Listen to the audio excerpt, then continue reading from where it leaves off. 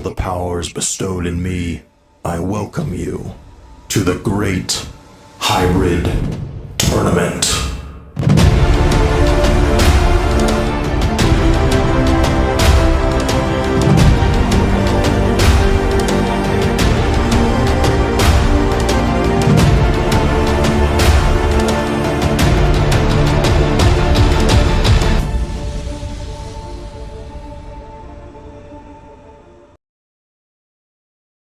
Hi, hello.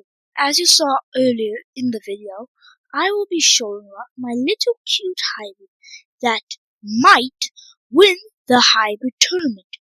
I will also add the rules in the description so you can read it right after the video. This is a large hybrid, and the stats and the hybrid itself is shown at the end of the video. So, now not wasting any further time, let's dive straight in.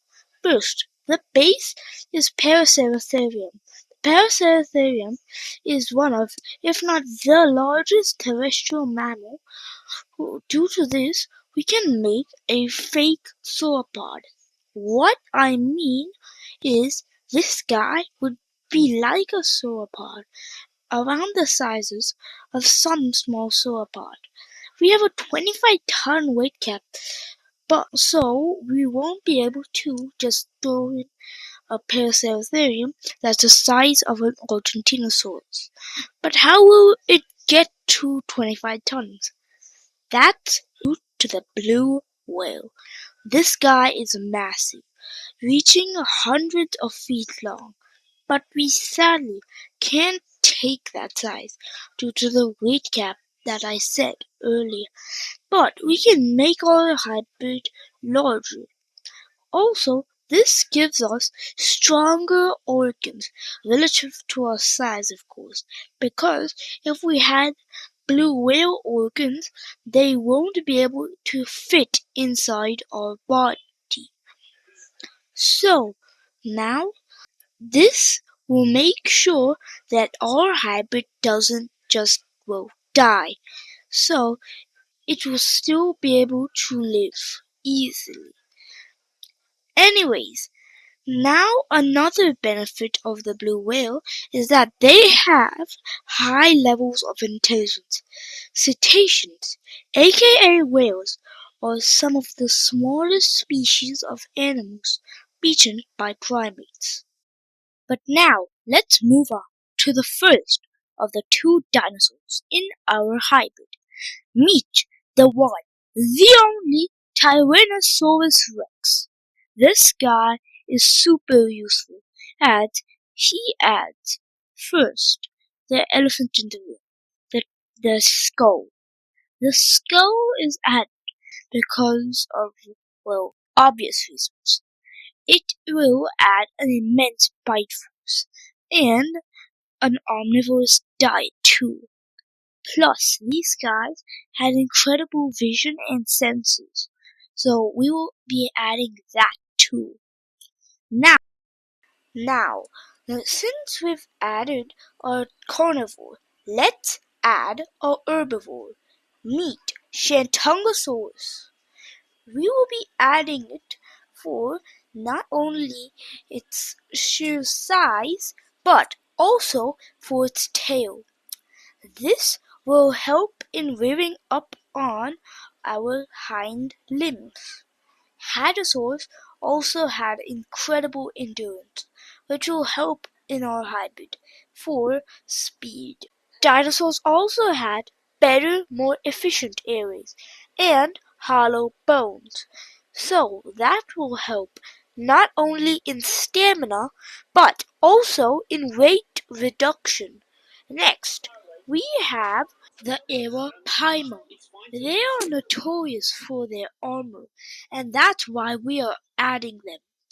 Also, the vampire bat and Megalania is here for its iron redistribution. The scales of the Arapaima, reinforced with the Komodo dragon's armor, will be incredibly powerful. So now, since we have that, the Megalania also adds another trait: its strong scales. This is precisely why we chose Megalania for our hybrid.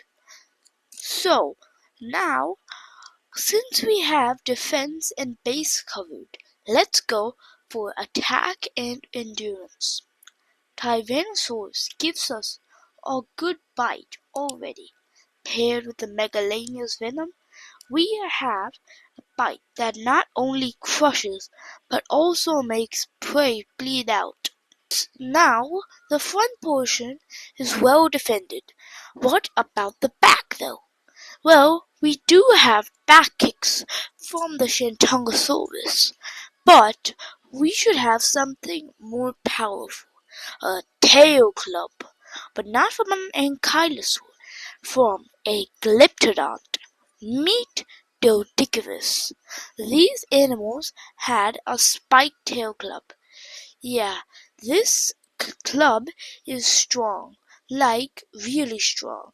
At this size, the tail club will hit like a truck and would most likely cause immense bruising at the least, and at the most shattered. But now, since we have so much iron in our body, we can have some nasty problems, such as iron poisoning. This is where the domestic pig comes in to save the day.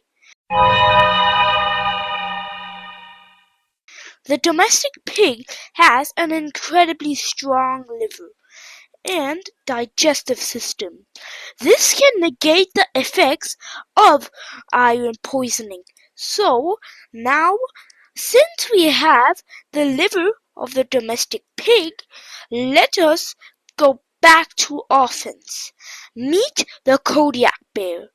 The Kodiak bear is one of the largest bear species in the world.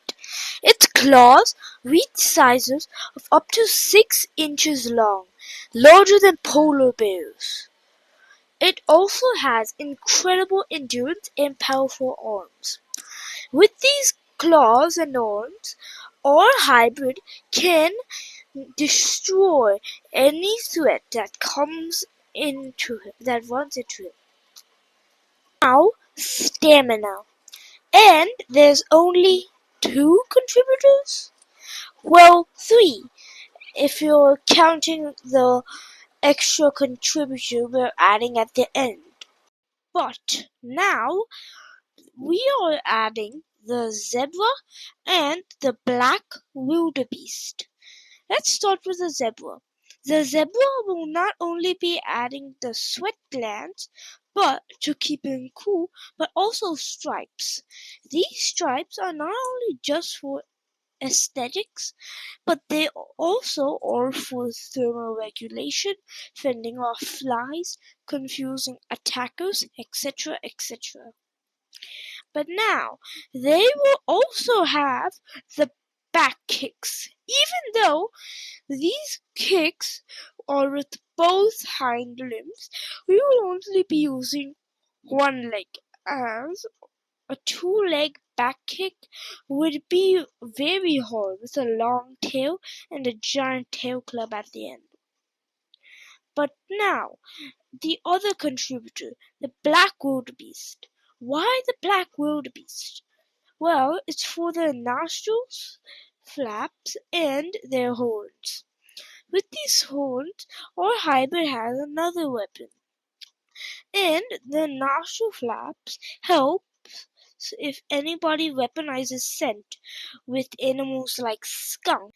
And now we are adding the opossum.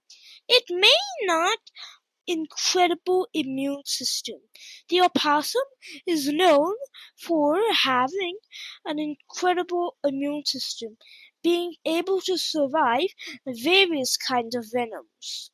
But now, since we are all done with our hybrids, Meet a Deuterium, or as I like to call him, Michael, after the Archangel of War.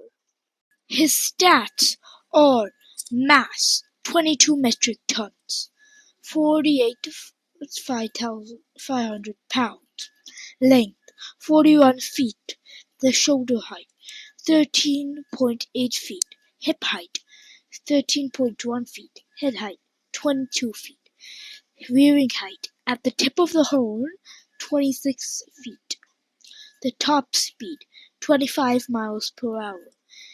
And now a Deuterium is ready to be sent out into battle.